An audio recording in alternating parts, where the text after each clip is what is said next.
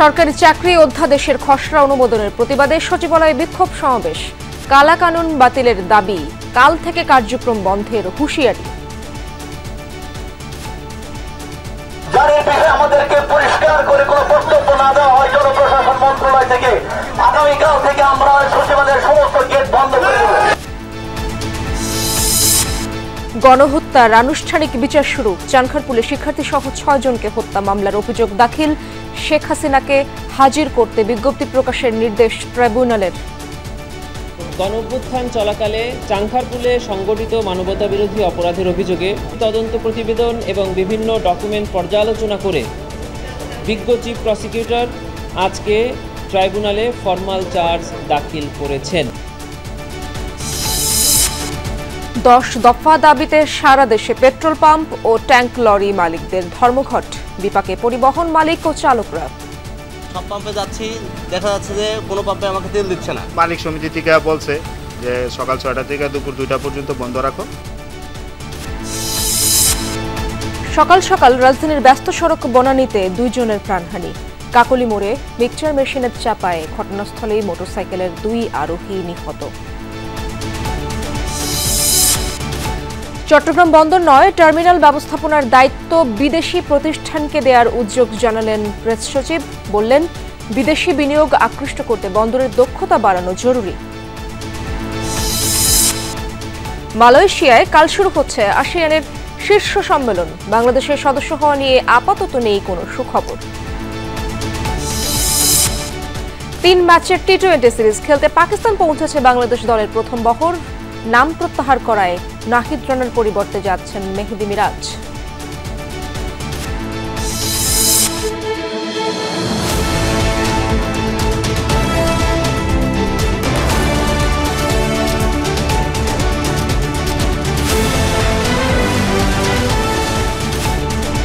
সরকারি চাকরি অধ্যাদেশ 2025-এর খসড়া অনুমোদনের প্রতিবাদে সচিবালয়ে বিক্ষোভ মিছিল ও সমাবেশ করছে বাংলাদেশ সচিবালয় কর্মকর্তা কর্মচারী সংযুক্ত পরিষদ। তাদের দাবির প্রতি সমর্থন জানিয়েছে বৈষম্য বিরোধী কর্মচারী ঐক্য ফোরাম। নিবর্তনমূলক ও কালা কানুন আখ্যায়িত করে এই অধ্যাদেশ প্রত্যাহারের দাবি জানিয়ে আসছে সংগঠনটি। সকালে সচিবালয়ে শত শত কর্মচারী দপ্তর ছেড়ে মিছিলে যোগ দেন। বিপুল সংখ্যক কর্মচারীর উপস্থিতিতে মিছিল থেকে সরকারি চাকরি অধ্যাদেশের সংশোধন নিবর্তনমূলক ও কালা কানুন আখ্যায়িত করে বাতিলের দাবি জানায় তারা। দাবি না মানলে আগামীকাল থেকে সচিবালয়ে কার্যক্রম বন্ধ রাখার হুঁশিয়ারিও দিয়েছেন তারা। তাদের দাবিকে সমর্থন জানিয়ে সচিবালয়ে মন্ত্রিপরিষদ বিভাগ ও জনপ্রশাসন মন্ত্রণালয়ে অবস্থান নেয় বৈষম্য বিরোধী কর্মচারী ঐক্য ফোরাম। প্রস্তাবিত অধ্যাদেশ বাতিল করা সহ নিয়োগ পদোন্নতি সংক্রান্ত জনপ্রশাসন বিষয়ক উপদেষ্টা কমিটি বাতিলের দাবি জানিয়েছে তারা। পাশাপাশি আওয়ামী লীগের সুবিধাভোগী সচিবদের দ্রুত অপসারণের দাবিও জানিয়েছে বৈষম্য বিরোধী কর্মচারী ঐক্য ফোরাম।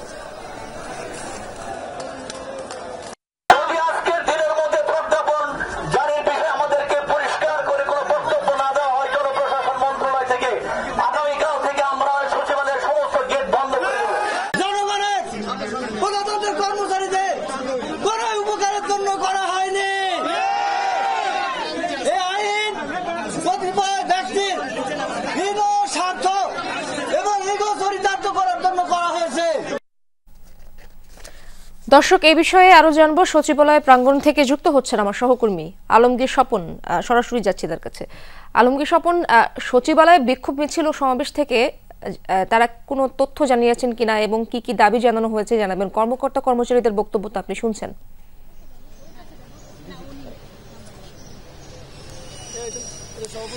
ইসরাত, এখনো আসলে সচিবালয় যে সংযুক্ত কর্মকর্তা কর্মচারী পরিষদ তাদের যে মিছিল সমাবেশ, তারা সকাল থেকেই মিছিল সমাবেশ করছেন এবং বিভিন্ন সময়ে তারা আসলে তাদের বিভিন্ন দাবি জানিয়ে আসছিলেন। কিন্তু আজকে সচিবালয়ে যতগুলো মন্ত্রণালয় আছে সেই মন্ত্রণালয়ের বেশিরভাগ কর্মচারী বিশেষ করে তারা হলো সচিবালয়ের যে প্রাঙ্গণে এসে নেমে আসেন এবং তারা এখানে মিছিল করেন দীর্ঘক্ষণ ধরে। এখন তারা সচিবালয় যে বাদামতলা সেখানে সমাবেশ করছেন। আমরা আসলে এখানে সংযুক্ত কর্মকর্তা কর্মচারী পরিষদের যে সভাপতি নুরুল ইসলাম উনি আছেন, অনেক কাছে জানতে চাই তারা যে দাবিটা জানাচ্ছেন।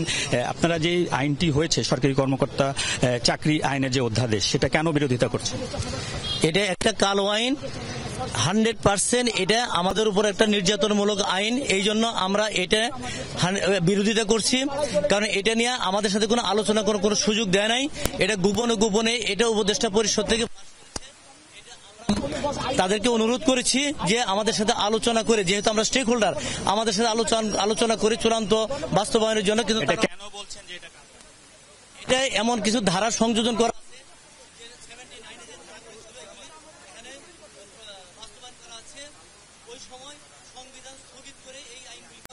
হলে, এটা যদি এই খসড়া যদি পাশ হয় তাহলে আপনাদের কি সমস্যা? এই খসড়া পাশ হলে আমাদের কর্মচারীদের এক কথায় কর্মকর্তাদের দাসত্বে পরিণত করা হবে। এক কথায় যদি বলি, এটা আমাদেরকে তাদের দাসত্বে পরিণত করা হবে, কারো কোনো অপকর্ম। আচ্ছা, যদি এটি পাশ হয় তাহলে সেক্ষেত্রে আপনাদের অবস্থান কি থাকবে, আপনাদের আন্দোলন কর্মসূচি? আমরা কঠোর থেকে কঠিনতম আন্দোলনে যাব এবং সারা বাংলাদেশ ব্যাপী আন্দোলন ছড়িয়ে যাবে।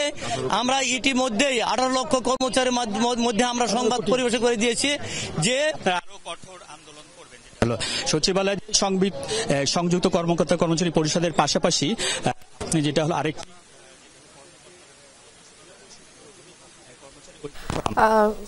অবস্থান ছিল জনপ্রশাসন মন্ত্রণালয়।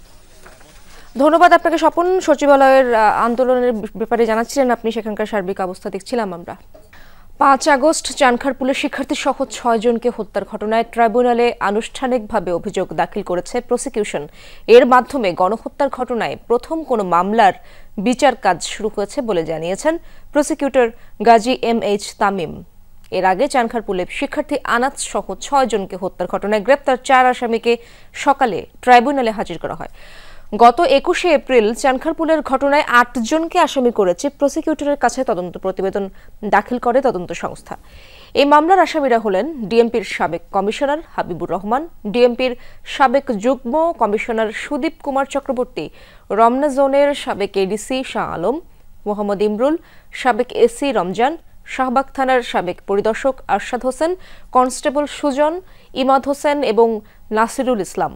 এদিকে আশুলিয়ায় 6 মরদেহ পুড়িয়ে ফেলার ঘটনায় গত 11 সেপ্টেম্বর আন্তর্জাতিক অপরাধ ট্রাইব্যুনালে 2 অভিযোগ দায়ের করা হয়। 2টি অভিযোগই অভিন্ন হয়ে একটি মামলা হয়। এই মামলায় গত 24 ডিসেম্বর স্থানীয় সাবেক এমপি সাইফুল ইসলাম সহ কয়েকজনের বিরুদ্ধে গ্রেপ্তারি পরোয়ানা জারি করা হয়। আন্তর্জাতিক অপরাধ ট্রাইব্যুনালের প্রসিকিউটর গাজী MH তামিম জানান, 227 জনকে হত্যার লাইসেন্স পেয়ে গেছি বক্তব্যের জন্য শেখ হাসিনা সহ 2 জনকে আদালতে হাজির হওয়ার নির্দেশ দিয়েছেন আদালত। জাতীয় পত্রিকায় বিজ্ঞপ্তি দিয়ে 1 সপ্তাহের মধ্যে শেখ হাসিনাকে ট্রাইব্যুনালে হাজির হওয়ার নির্দেশ দিয়েছেন ট্রাইব্যুনাল। ট্রাইব্যুনালের তদন্ত সংস্থায় পক্ষ থেকে চিফ প্রসিকিউটর বরাবর যে তদন্ত প্রতিবেদন দাখিল করা হয়েছিল, সেই তদন্ত প্রতিবেদন এবং বিভিন্ন ডকুমেন্ট পর্যালোচনা করে বিজ্ঞ চিফ প্রসিকিউটর আজকে ট্রাইব্যুনালে ফরমাল চার্জ দাখিল করেছেন। এটি আজকে ট্রাইব্যুনালে প্রাথমিকভাবে শুনানি হবে, তারপরে ট্রাইব্যুনাল নির্ধারণ করবেন পরবর্তী পদক্ষেপ। দর্শক, এই হত্যা মামলাগুলোর বিষয়ে আরো জানবো। ট্রাইব্যুনাল থেকে যোগ দিচ্ছেন আমার সহকর্মী মাইনুল মারুফ। ট্রাইব্যুনালের আজকের সার্বিক কার্যক্রম সম্পর্কে আমরা জানতে চাই। কমিশনগুলোর রিপোর্টের মধ্যে আমরা প্রসিকিউশন টিম কিন্তু এই জুলাই গণহত্যার বিষয়ে প্রথম কোনো তদন্ত প্রতিবেদনের ফরমাল চার্জ কিন্তু ট্রাইব্যুনালে দাখিল করে এবং এই মুহূর্তে কিন্তু সেই তদন্ত প্রতিবেদনের উপরই শুনানি চলছে। এই যে তদন্ত প্রতিবেদন দাখিল করা হয়েছে সেই তদন্ত প্রতিবেদন আমলে নেওয়া হবে কি না আদালতে সে বিষয়ে শুনানি চলছে এবং যদি আজ শুনানিতে আমলে নেয়, পরবর্তীতে একটি তারিখ দেওয়া হবে এবং সেই তারিখে আবারও অভিযোগ গঠনের শুনানি হবে এবং অভিযোগ গঠনের শুনানির পর আরেকটি তারিখে হয়তো সেই বিষয়ে বলা যায় যে একদম আনুষ্ঠানিক যে বিচার কাজ তা কিন্তু শুরু হবে এবং এখন কিন্তু ভেতরে শুনানি চলছে এবং শুনানিতে কিন্তু আমরা দেখেছি আওয়ামী লীগ সরকারের বিগত 15 বছরের যে কর্মকাণ্ড তার ইতিহাস তুলে ধরা হয়েছে। বিচার কাজ তা কিন্তু শুরু হবে এবং এখন কিন্তু ভেতরে শুনানি চলছে এবং শুনানিতে কিন্তু আমরা দেখেছি আওয়ামী লীগ সরকারের বিগত 15 বছরের যে কর্মকাণ্ড তার ইতিহাস তুলে ধরা হয়েছে। বিচার বিভাগে যেভাবে রাজনৈতিক হাতিয়ার হিসেবে ব্যবহার করা হয়েছে বলে সে সকল বিষয় কিন্তু ট্রাইব্যুনালে কিন্তু যে প্রসিকিউশন টিম তারা কিন্তু তুলে ধরেছেন। পাশাপাশি তারা যে গুম হত্যাকাণ্ড সহ অন্যান্য যে সকল অপকর্ম ঘটেছে, যে সকল কর্মকাণ্ড ঘটেছে, নির্যাতন সহ সকল ঘটনার কিন্তু বিস্তারিত তুলে ধরছেন ট্রাইব্যুনালে এবং এখনও পর্যন্ত কিন্তু শুনানি চলছে। এবং আজ যদি এই শুনানি শেষে যদি ট্রাইব্যুনাল আমলে নেন এই অভিযোগ গঠন বা এই অভিযোগ, তাহলে এই যে তদন্ত প্রতিবেদন দেওয়া হয়েছে এই তদন্ত প্রতিবেদন আমলে নিলে পরবর্তীতে অভিযোগ গঠনের জন্য আলাদা আরেকটি তারিখ দেবেন এবং তখন সেই তারিখে অভিযোগ গঠন করা হবে এবং সেই অভিযোগ গঠন শেষে আবারও কিন্তু বিচার কাজ শুরু হবে। এর পাশাপাশি আজ সকালে কিন্তু আমরা দেখেছি যে মোট 11 জনকে কিন্তু ট্রাইব্যুনালে আনা হয়েছিল এবং তাদের মধ্যে 4 জন ছিলেন চানখারপুলের যে হত্যাকাণ্ড হয়েছিল 5 আগস্ট, 6 জনকে হত্যা সেই হত্যাকাণ্ডের আসামি। এছাড়া 7 জন ছিলেন আশুলিয়ায় লাশ পোড়ানোর ঘটনায় অভিযুক্ত, গ্রেপ্তার 7 জন। এ ছিল আমার কাছে সর্বশেষ। ধন্যবাদ আপনাকে মারুফ, বিস্তারিত জানাচ্ছিলেন আপনি। 10 দফা দাবিতে সারা দেশে চলছে পেট্রোল পাম্প ও ট্যাঙ্ক লরি মালিক ঐক্য পরিষদের আধা বেলার ধর্মঘট। সকাল 6টা থেকে শুরু হওয়া এই কর্মসূচি চলবে দুপুর 2টা পর্যন্ত। বন্ধ রয়েছে সব পাম্প। তেল উত্তোলন আর পরিবহন বন্ধ রেখেছেন মালিকরা। তেল বিক্রির কমিশন ন্যূনতম 7 ভাগ করা, বিপণন কোম্পানি থেকে ডিলারশিপ ছাড়া সরাসরি তেল বিক্রি বন্ধ, নথিপত্র যাচাইয়ের নামে যত্রতত্র ট্যাঙ্ক লরি না থামানো সহ 10 দফা দাবি তাদের। এদিকে ধর্মঘটের কারণে বিপাকে পড়েছেন গণপরিবহন চালকরা। পাম্পে গিয়ে ফিরে যাচ্ছেন তারা।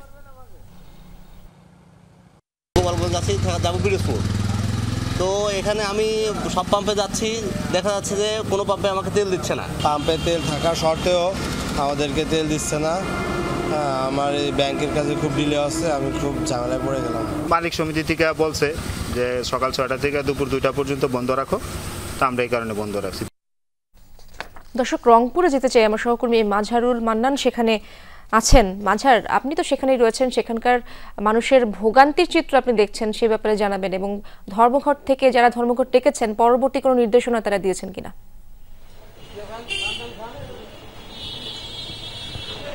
ইসরাত, রংপুরের পরিস্থিতি যদি বলি, যে রংপুর মহানগরীর যে শাপলা চত্বরের একটি অনেক বড় পেট্রোল পাম্পে আমরা আছি, এই কিছুক্ষণ আগে অর্থাৎ মিনিট 5 আগে থেকেই কিন্তু এখানে তেল দেওয়া শুরু হয়েছে এবং আপনি দেখবেন যে বিপুল পরিমাণ কিন্তু বাইক এখানে এরই মধ্যে এসে পৌঁছেছে। এখন পর্যন্ত আমরা অর্থাৎ 1 ঘন্টা আগেই, অর্থাৎ 2টায় যখন শেষ হওয়ার কথা ছিল এই ধর্মঘটটি, তার 1 ঘন্টা আগেই কিন্তু রংপুরের এই পেট্রোল পাম্পটিতে পেট্রোল সহ অন্য যে অকটেন অন্যান্য দেওয়া শুরু হয়েছে। এবার রংপুর বিভাগের 353টি পেট্রোল পাম্প রয়েছে, সেই 353টি পেট্রোল পাম্পে কিন্তু 6টা থেকেই বন্ধ ছিল। ভোগান্তি যেটা হয়েছে যে সাধারণ মানুষ যারা বাইকার, যারা গাড়ি চালান, তারা এসে যখন পেট্রোল নিতে পারেননি তখন তারা তাদের গন্তব্যে পৌঁছাতে কিন্তু তাদের দেরি হয়েছে। আমরা তাদের সাথে যখন কথা বলেছি তারা যেটা বলেছেন যে এটি অযৌক্তিক একটি ধর্মঘট ডেকেছে এবং তাদের ভাষা এরকম যে এটি ব্যক্তি এবং ব্যবসায়িক বিষয়টি দিয়ে সাধারণ মানুষকে জিম্মি করাটা ঠিক হয়নি, এই ধরনের কথা বলছেন। তবে যারা পেট্রোল মালিক আছেন এবং যারা এটা আহ্বান করেছেন তাদের দাবি হচ্ছে যে তাদের দাবিগুলো যৌক্তিক এবং তারা খুবই দ্রুত সময়ের মধ্যে এই দাবিগুলো তারা বাস্তবায়ন চান এবং পরবর্তীতে ঢাকায় সিদ্ধান্তের মাধ্যমে জানানো হবে যে পরে কি ধরনের ব্যবস্থা তারা নেবেন, এই ধরনের কথা তারা বলছেন। তবে একটি বিষয় যেটি সাধারণ মানুষকে জিম্মি করা হচ্ছে, এই ধরনের কথা উঠে এসেছে সাধারণ মানুষের কাছ থেকে এবং যৌক্তিক যদি দাবি হয় সাধারণ মানুষ যেটা বলছেন, ভুক্তভোগী মানুষ, যে সেটি পলিসি লেভেলে আলোচনা করে সেটি সমাধান করারও দাবি তারা তুলেছেন। ধন্যবাদ আপনাকে মাঝার। রাজধানীর বনানীতে রেডি মিক্সিং মেশিনের গাড়ির চাপায় পিষ্ট হয়ে 2 মোটরসাইকেল আরোহী নিহত হয়েছেন।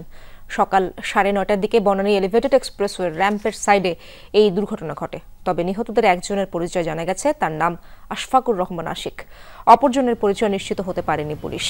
প্রত্যক্ষদর্শীরা জানান বাস চাপায় মোটরসাইকেলে থাকা 2 জন ঘটনাস্থলেই মারা যান, আর সেখানে থাকা সার্জেন্ট জানান এবিসি কোম্পানির রেডিমিক্স গাড়ির চাপায় তারা মারা গেছেন। গাড়িটিকে আটক করা গেলেও চালক পলাতক রয়েছেন। ফায়ার সার্ভিস ও বনানী থানা পুলিশ মরদেহ দুটি উদ্ধার করে ময়নাতদন্তের জন্য হাসপাতালে পাঠিয়েছে। বাসের চাপ দিয়া ওই লোকটারে বাড়ি দিয়া মাথার মজক চিটকিয়া বিটকে আমার মায়া চিৎকার মারে দেখে আমি ওন্দে উঠে গেছি। দেখি 2 জন স্পটে বাইক থেকে ডান সাইডে পা রাখছে যে পড়ে গেছে, পিছন থেকে একটা মিক্সার মেশিন এসে গার মধ্যে উঠাই দিয়েছে এবং স্পটেই 2 জনকে মৃত বলে আমরা পাইছি। রাজনৈতিক দলগুলোর সাথে প্রথম ধাপের আলোচনায় অনেক বিষয়ে ঐকমত্য হয়েছে। যেসব বিষয়ে ঐকমত্য সৃষ্টি করা যাবে না তা জনসম্মুখে প্রকাশ করা হবে বলে জানিয়েছেন জাতীয় ঐকমত্য কমিশনের সহসভাপতির অধ্যাপক আলী রিয়াজ। সকালে রাজধানীর কৃষিবিদ ইনস্টিটিউশনে জাতীয় ঐকমত্য কমিশনের সাথে সুশীল সমাজের আলোচনায় সূচনা বক্তব্যে এসব কথা বলেন তিনি। আলী রিয়াজ আরও বলেন, শুধু রাজনৈতিক দল নয়, নাগরিক সমাজের অংশগ্রহণ ব্যতীত সংস্কার কার্যক্রম এগিয়ে নেয়ার সুযোগ নেই। সুশীল সমাজের প্রতিনিধিরা প্রাথমিক বক্তব্যে সংবিধানে হাত না দেওয়ার আহ্বান জানান। অধ্যাপক আলী রিয়াজ জানান, প্রথম পর্যায়ে 33টি রাজনৈতিক দলের সাথে আলোচনা হয়েছে কমিশনের। তিনি আরো বলেন, গণ অভ্যুত্থানের মধ্য দিয়ে অমিত সম্ভাবনাকে কাজে লাগিয়ে কমিশনের চূড়ান্ত লক্ষ্য জাতীয় সনদ তৈরি করা। এই পরিবর্তনের চ্যালেঞ্জগুলো অত্যন্ত কঠিন, কঠোর, কেননা চেষ্টাটা হচ্ছে রাষ্ট্র কাঠামোর কিছু প্রাতিষ্ঠানিক এবং কাঠামোগত পরিবর্তন। আমাদের প্রত্যাশা সমাজের বিভিন্ন অংশের মধ্যে, রাজনৈতিক দল সহ বিভিন্ন অংশের মধ্যে এই যে ঐতিহাসিক মুহূর্ত, এই যে ঐতিহাসিক সুযোগ, সেই সুযোগকে আমরা গ্রহণ করতে পারব। দর্শক, এ বিষয়ে আরো জানবো। সহকর্মী লামিয়া তিথির কাছে যেতে চাই। তিনি রয়েছেন রাজধানীর কৃষিবিদ ইনস্টিটিউশনে। তিথি, কোন কোন বিষয়ে গুরুত্ব পেল এই বৈঠকে এবং আলোচকরা কি কি বললেন আজ?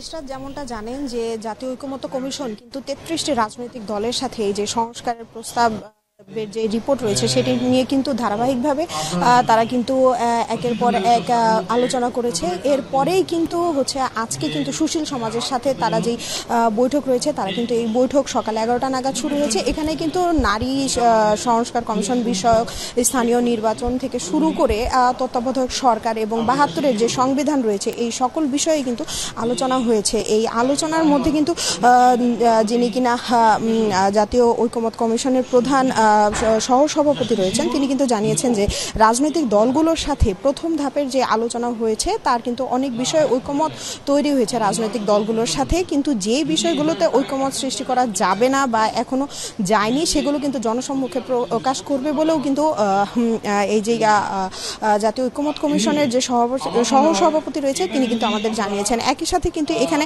কয়েকটি বিষয় খুব গুরুত্ব সহকারে উঠে এসেছে, সেটাই হচ্ছে নারীর যে উপস্থিতি সেটি কিন্তু এই রাজনৈতিক অঙ্গনে কম দেখা যাচ্ছে।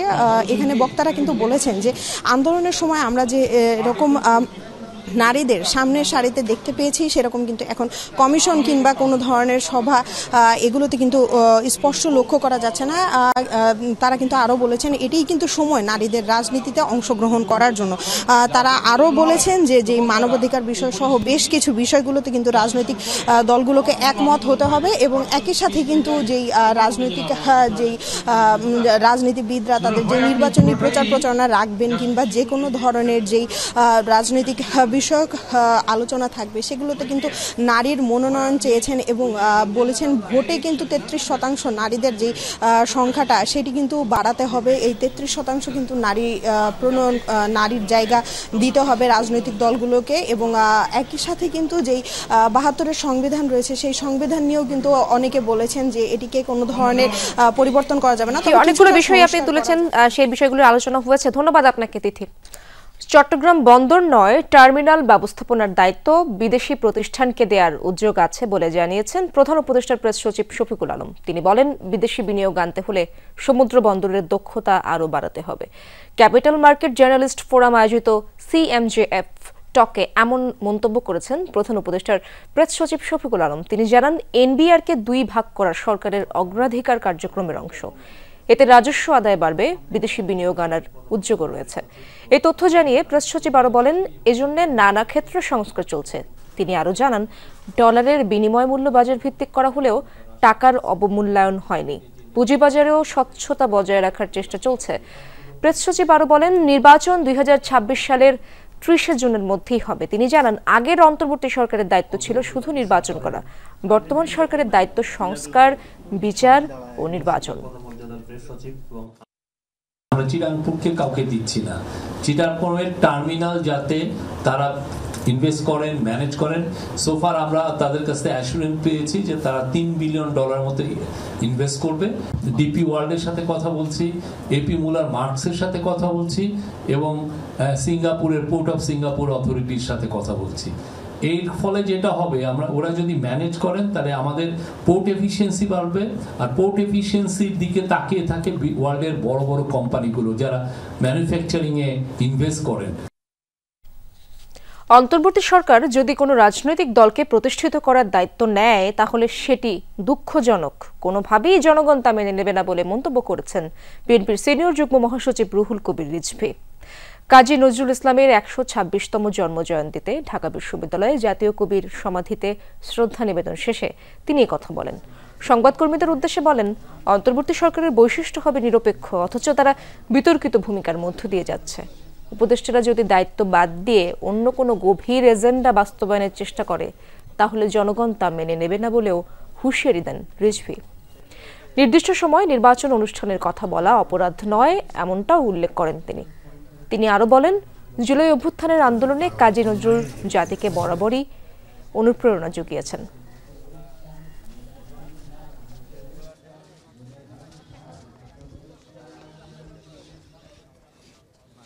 এই 15 বছরের দুঃখ বেদনা সমস্ত কিছু ধারণ করে যখন স্বৈরাচারের পতন হলো, ফ্যাসিস্ট যখন পালিয়ে গেল, তখন ডক্টর ইউনূসকে তো আমরা সবাই সমর্থন জানিয়েছি।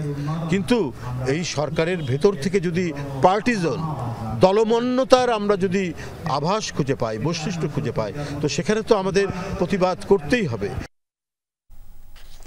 জাতীয় কবি কাজী নজরুল ইসলামের জন্মজয়ন্তী উপলক্ষে দিনব্যাপী সারা দেশে থাকছে নানা আনুষ্ঠানিকতা।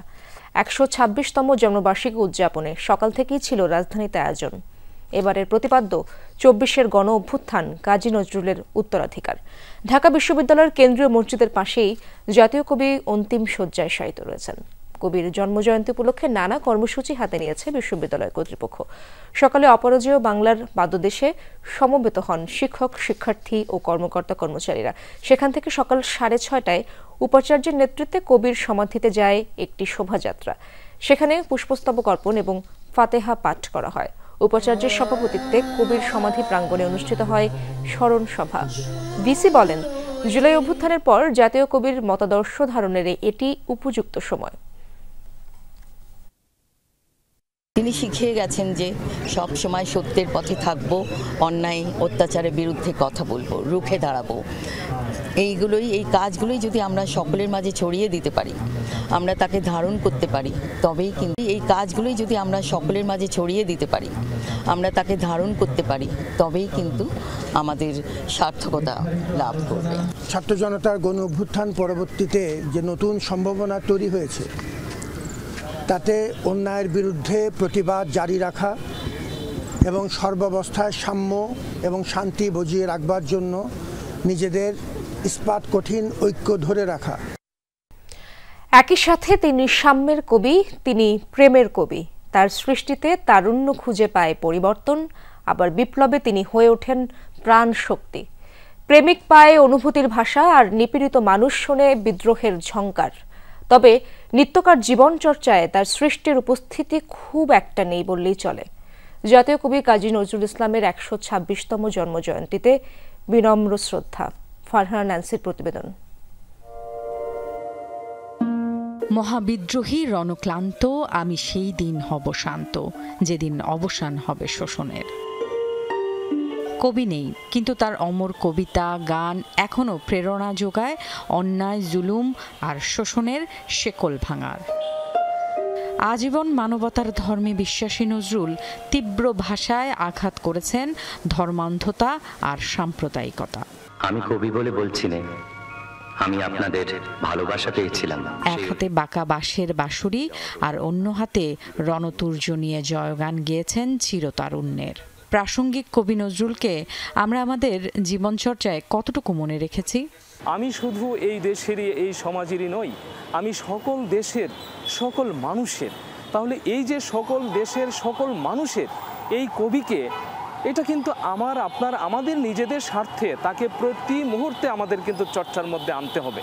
তাতে আমরা লাভবান হব। কিন্তু এই চর্চার জায়গাটুকুতে আমরা এখনো কিন্তু তার প্রতি সুবিচার করতে পারিনি। এটি আমাদের ব্যর্থতা, আমাদের সীমাবদ্ধতা। ধূমকেতুর মতো খুব ছোট্ট লেখালেখির জীবন, কিন্তু কি প্রবল প্রচণ্ড তার ঝলকানি। পাঠ্যপুস্তকে অন্তর্ভুক্তি সহ জেলা উপজেলায় পর্যায়ে নজরুলের সৃষ্টির চর্চা তাকে নতুন প্রজন্মের মাঝে উজ্জ্বল করে রাখতে পারে বলে মনে করেন এই নজরুল গবেষক। পাঠ্যপুস্তকের একেবারে প্রথম শ্রেণী থেকে শুরু করে সর্বোচ্চ শ্রেণী পর্যন্ত, বিশ্ববিদ্যালয় মাস্টার্স পর্যন্ত কাজী নজরুল ইসলামকে যথাযথভাবে উপস্থাপন করতে হবে। সকল দেশের সকল মানুষের কাছে মানবতার এই বন্ধুকে কিন্তু আমরা পৌঁছে দিতে পারিনি।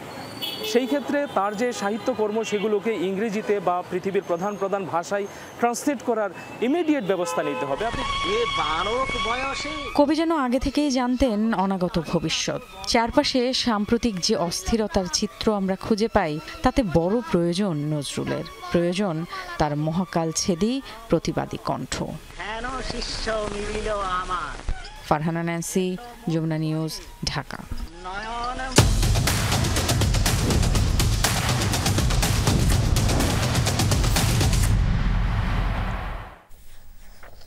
মালয়েশিয়ায় কাল থেকে শুরু হচ্ছে দক্ষিণ পূর্ব এশিয়ার রাষ্ট্রজোট আসিয়ানের শীর্ষ সম্মেলন। যোগ দেবেন 19 দেশের শীর্ষ নেতা এবং বিভিন্ন পর্যায়ের 20,000 প্রতিনিধি।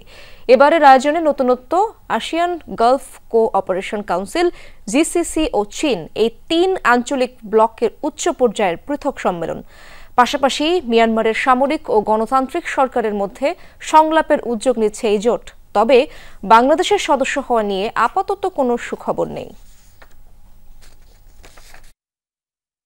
দক্ষিণ পূর্ব এশিয়া মানে শুধু সমুদ্র আর দ্বীপপুঞ্জের বিনোদন কেন্দ্র নয়, বরং গত 4 দশকে তাক লাগিয়েছে এই অঞ্চলের ধারাবাহিক উন্নয়ন। তাই তো এসব দেশ এখন নিয়ন্ত্রণ করছে বৈশ্বিক অর্থনীতির প্রায় 9%। বলা হয় এই দাপটের কৌশলগত কেন্দ্রবিন্দু Association of South East Asian Nation বা আসিয়ান। জোটের 10 সদস্য Indonesia, Malaysia, Philippines, Singapore, Thailand, Brunei, Vietnam, Laos, Myanmar ও কম্বোডিয়া। এবার আসিয়ান শীর্ষ সম্মেলনের পর্দা উঠছে মালয়েশিয়ার রাজধানী কুয়ালালামপুরে। আয়োজন এমন সময় হচ্ছে যখন বিশ্বজুড়ে ভূ রাজনৈতিক টানাপোড়েন আর অর্থনৈতিক অনিশ্চয়তা মাথাচাড়া দিচ্ছে আঞ্চলিক নিরাপত্তা ইস্যু। তাই এবার মিয়ানমারের চলমান সংকট সমাধানে গুরুত্ব দেবে আসিয়ান। কথা হবে দক্ষিণ চীন সাগর বিরোধ নিয়ে। পাশাপাশি যুক্তরাষ্ট্র ও ইউরোপীয় ইউনিয়নের প্রভাব মোকাবেলায় স্বাধীন কৌশলগত প্ল্যাটফর্ম তৈরি নিয়ে একমত হতে চাইবেন আসিয়ান গালফ কোঅপারেশন কাউন্সিল ও চীনের শীর্ষ নেতারা। 2050 সাল, 25 বছর পরে যদি দেখি, তাহলে আপনি মনে করতে পারেন যে চীনা total GDP will be in the range of $50 trillion, ASEAN would be in the range of $30 trillion, India will be in the range of $25-30 trillion. কাজে এগুলো হচ্ছে আগামী দিনের সারা পৃথিবীর সবচেয়ে বড় অর্থনৈতিক শক্তি। 1.5 দশক ধরে আসিয়ানের সদস্য পদ পেতে মরিয়া বাংলাদেশ। জোট সদস্য বিভিন্ন দেশের সরকার প্রধানের কাছেও এই বার্তা দিয়েছেন প্রধান উপদেষ্টা ডক্টর মোহাম্মদ ইউনুস। ইতিবাচক সাড়া দিয়েছে মালয়েশিয়া, ইন্দোনেশিয়া ও থাইল্যান্ড। শেষ পর্যন্ত আলোচনা বেশি দূর গড়ায়নি, তবে এবার জোরে সোরে আলোচনা হবে পূর্ব তিমুরের সদস্য পদ নিয়ে। বিমস্টেক ওয়াইড কোঅপারেশন যেগুলো আছে, 7টা সেক্টর আইডেন্টিফাই করা হয়েছে, সেগুলোতে আমাদের জোর দিতে হবে। আর এফটিএর আলোচনা আসিয়ানের কোনো পার্টিকুলার দেশের সাথে, যেখানে আমাদের হয়তো বেশি লাভ হবে, আমাদের বাণিজ্য হলো ইন্দোনেশিয়া, মালয়েশিয়া, তাদের সাথে, সেখানে হয়তো আমরা চিন্তা করতে পারি। 46তম আসিয়ান শীর্ষ সম্মেলন শেষ হবে 27 জুন। তৌহিদ হোসেন, যমুনা নিউজ, মালয়েশিয়া। বিগত সময়ে দেশের সবচেয়ে দুর্নীতিগ্রস্ত প্রতিষ্ঠান হিসেবে চিহ্নিত ভূমি অফিস, কেননা জরিপের মধ্যে প্রকৃত মালিকের নাম নেই, লিখে রেখেছেন অন্যজনের নাম, যাতে সাধারণ মানুষ হচ্ছেন ভোগান্তির শিকার। ভূমি মেলা 2025-এর উদ্বোধনী আয়োজনে এই মন্তব্য করেছেন ভূমি উপদেষ্টা আলী ইমাম মজুমদার। তিনি বলেন, সমস্যাগুলো চিহ্নিত করে ডিজিটালাইজেশনের মাধ্যমে দ্রুত সমাধানের পথ খুঁজতে হবে। উপদেষ্টা বলেন, সার্ভার সমস্যার কারণে 3 থেকে 4 কোটি টাকার বেশি ভূমি কর আদায় করা সম্ভব হয় না। তাই প্রযুক্তিগত জটিলতা কাটিয়ে এই প্রক্রিয়া আরও সহজ করতে প্রয়োজনীয় পদক্ষেপ গ্রহণের কথা জানান উপদেষ্টা। এক ভিডিও বার্তায় এই মেলার উদ্বোধন ঘোষণা করেন প্রধান উপদেষ্টা ডক্টর মোহাম্মদ ইউনুস। পরে মেলার বিভিন্ন স্টল পরিদর্শন করেন উপদেষ্টা আলী ইমাম মজুমদার। খুলনা মহানগরে সেবা বঞ্চিত ও হয়রানির শিকার নাগরিকদের সরাসরি অভিযোগ শুনছে দুর্নীতি দমন কমিশন দুদক। জেলার শিল্পকলা একাডেমি মিলনায়তনে এই গণশুনানি অনুষ্ঠিত হয়। এ সময় বিভিন্ন সরকারি অফিসে সেবা প্রাপ্তিতে হয়রানির শিকার ও সেবা বঞ্চিত সংক্ষুব্ধ জনসাধারণ তাদের অভিযোগ দুদক কমিশনের ঊর্ধ্বতন কর্মকর্তাদের সামনে উপস্থাপন করেন। এ সময় উপস্থিত ছিলেন দুদকের কমিশনার মিয়া মোহাম্মদ আলী আকবর আজিজি। সরকারি পরিষেবা নিশ্চিতকরণ এবং সরকারি কর্মকর্তাদের মাঝে সততা, নিষ্ঠা, জবাবদিহিতা ও মূল্যবোধ বৃদ্ধির মাধ্যমে দেশ থেকে দুর্নীতি নির্মূল করাই এই গণশুনানির মূল উদ্দেশ্য বলে জানান উপস্থিত। তান্ত্রিক শাস্ত্রিক মা ফাতেমার দরবার থেকে জিনের বাদশাহ প্রতারক চক্রের ৩ সদস্যকে গ্রেপ্তার করে police bureau of investigation PBI সকালে রাজধানীর ৬০ ফিট রোডে পিবিআই উত্তরের কার্যালয়ে সংবাদ সম্মেলনে অতিরিক্ত পুলিশ মহাপরিদর্শক মোহাম্মদ এনায়েত হোসেন মান্নান জানান, তেজগাঁও থানার এক মামলার তদন্তে নেমে এই প্রতারক চক্রের খোঁজ পায় তারা। ভোলা সদর থেকে প্রতারক চক্রের এই ৩ সদস্যকে গ্রেপ্তার করা হয়। প্রেমে বশীকরণ, স্বামীর সাথে অমিল, গুপ্তধন পাইয়ে দেয়া সহ বিভিন্ন অসাধ্য সাধনের কথা বলে কোটি কোটি টাকা হাতিয়ে নিয়েছে এই চক্র। বিভিন্ন সময়ে নারী কণ্ঠে কথা বললেও এই চক্রের সকলেই পুরুষ সদস্য। প্রতারণার কৌশল হিসেবে চটকদারি বিজ্ঞাপন বিভিন্ন টেলিভিশনে প্রচার করে প্রতারণা করে আসছিল চক্রটি। পাকিস্তানের বিপক্ষে ৩ ম্যাচের টি-20 সিরিজ খেলতে রোববার সকালে পাকিস্তানে পৌঁছেছে বাংলাদেশ দলের প্রথম বহর। হাসান মাহমুদ, তানজিম সাকিব সহ ১০ জন ক্রিকেটারের পাশাপাশি ছিলেন ম্যানেজার নাফিস ইকবাল সহ আরও কয়েকজন support staff. Nahid Rana, strength and conditioning coach Nathan Kelly ও fielding coach James Pamment Pakistan সফর থেকে নিজেদের নাম সরিয়ে নেন। রানার জায়গায় নতুন করে টি-20 দলের সুযোগ পেয়েছেন মেহেদী হাসান মিরাজ। বর্তমানে পিএসএল খেলতে পাকিস্তানে অবস্থান করছেন তিনি। রিশাদ হোসেনও রয়েছেন সেখানে। এদিকে ভারত থেকে সরাসরি পাকিস্তানের বিমান ধরবেন মুস্তাফিজুর রহমান। জমকালো আয়োজনে অনুষ্ঠিত হয়ে গেল ফিফা ফুটবল সপ্তাহ। বাংলাদেশের যশোরেও উদযাপিত হয়েছে জাতীয় গ্রাসরুটস ফুটবল ডে ও বিশ্ব ফুটবল সপ্তাহ। সেই আয়োজনে ফিফা ব্লগে শীর্ষে অবস্থান করছে বাংলাদেশ। #ওয়ার্ল্ড ফুটবল উইক নামে ক্যাম্পেইন চালাচ্ছে ফিফা, যেখানে ফুটবলের উন্নয়নে বিশ্বব্যাপী আয়োজিত ইভেন্টগুলোর প্রচারে এই ক্যাম্পেইন শুরু করেছে ফিফা। আর সেখানেই সম্প্রতি যশোরে আয়োজিত গ্রাসরুটস ফুটবল ডে ও বিশ্ব ফুটবল সপ্তাহ অবস্থান করছে শীর্ষে। ৮ থেকে ১৪ বছর বয়সী ৬০০ ফুটবলারের মিলন মেলা বসেছিল যশোরের শামসুল হুদা ফুটবল একাডেমিতে। আমার হৃদয়ের এক কোণে রিয়াল সব সময় থাকবে। বিদায়ক্ষণে কান্না ভেজা চোখে রিয়াল মাদ্রিদের উদ্দেশ্যে এভাবেই ভালোবাসা প্রকাশ করেন কার্লো আনচেলত্তি। শেষ বেলায় ক্লাব ও সমর্থকদের কাছ থেকে এই ইতালিয়ান মাস্টারমাইন্ড পেয়েছেন রাজকীয় সংবর্ধনা। পাশাপাশি গার্ড অব অনার দিয়ে ক্রোয়াট অধিনায়ক লুকা মদ্রিচকে বিদায় জানিয়েছে রিয়াল। ক্লাব বিশ্বকাপের পরেই ছাড়বেন প্রিয় দল। একদিকে জয় দিয়ে মৌসুম শেষ করার আনন্দ, অন্যদিকে বিদায়ের কান্না। সমাপ্তি ঘটল ক্লাব ফুটবলের শ্রেষ্ঠতম ক্লাবের সবচেয়ে সফল কোচের অধ্যায়ের। শেষ মৌসুমে লিগ, চ্যাম্পিয়ন্স লিগ বা ঘরোয়া কাপ কিছুই জেতাতে পারেনি ইতালিয়ান কিংবদন্তি কার্লো আনচেলত্তি। তাতে কি, বিদায় বেলায় আনচেলত্তি রিয়াল মাদ্রিদ ক্লাব ও সমর্থকদের কাছ থেকে পেলেন রাজকীয় সংবর্ধনা। 2 দফায় রিয়ালের ডাগআউটে ছিলেন আনচেলত্তি। এই 2 মৌসুমে 6 বছরে রিয়ালকে জিতিয়েছেন 15টি শিরোপা, 3টি চ্যাম্পিয়ন্স লিগ, 2টি ক্লাব বিশ্বকাপ, 3টি ইউরোপিয়ান সুপার কাপ, 2টি লা লিগা, 2টি কোপা দেল রে, স্প্যানিশ সুপার কাপ ও একটি ইন্টারকন্টিনেন্টাল কাপ। 65 বছর বয়সে আনচেলত্তি এবার শুরু করবেন নতুন যাত্রা। 5 বারের বিশ্ব চ্যাম্পিয়ন ব্রাজিলকে কক্ষপথে ফেরানোর দায়িত্ব তার কাঁধে। নতুন অভিযানের আগে কান্না ভেজা চোখে বিদায় নিলেন এই ইতালিয়ান মাস্টারমাইন্ড। কাঁদিয়েছেন সমর্থকদেরও। আমি খুবই খুশি ও গর্বিত। অসাধারণ একটা সময় কেটেছে এখানে। এই সময় যা কিছু ঘটেছে এর কোনো কিছুই আমরা ভুলে যেতে পারি না। মানুষের ভালোবাসা নিয়ে লম্বা সময় ধরে অসাধারণ ক্লাবকে কোচিং করানোর গর্ব নিয়ে আমি বিদায় নিচ্ছি। রিয়াল মাদ্রিদ আমার কাছে নিজের বাড়ির মতো একটি পরিবার। আমার হৃদয়ের এক কোণে রিয়াল সবসময় থাকবে। বিদায় রাগিনী বাজছিল ম্যাচের আগ থেকেই। শেষ দিকে বদলি হিসেবে উঠে যাওয়ার সময় গার্ড অব অনার পান ক্রোয়াট অধিনায়ক লুকা মদ্রিচ। স্বাভাবিকভাবেই আবেগ ছুঁয়ে যায় অভিজ্ঞ এই মিডফিল্ডারকে। এই মুহূর্তটা আসুক আমি কখনো চাইনি, তবে এটা ছিল সুদীর্ঘ কিন্তু বিস্ময়কর এক অভিযাত্রা। সবার আগে আমি ক্লাব প্রেসিডেন্ট ফ্লোরেন্তিনো পেরেসকে ধন্যবাদ জানাতে চাই। আমি ধন্যবাদ জানাতে চাই এখানে পাওয়া সব কোচ ও সতীর্থদের যারা সবসময় আমাকে সঙ্গ দিয়েছেন এবং সেই সব মানুষদের যারা আমাকে সাহায্য করেছেন। আপনাদের সবাইকে অন্তরের অন্তঃস্থল থেকে ধন্যবাদ। আমরা জিতেছি অনেক, আমরা কাটিয়েছি বিস্ময়কর অনেক মুহূর্ত। পায়ের দুর্দান্ত জাদুকরি আর বুদ্ধিদীপ্ত ফুটবলে আলো ছড়িয়ে দলটির হয়ে 591 ম্যাচ খেলেছেন 2018 সালে ব্যালন ডিওর জয়ী এই ফুটবলার। 6টি চ্যাম্পিয়ন্স লিগ সহ জিতেছেন 28টি শিরোপা।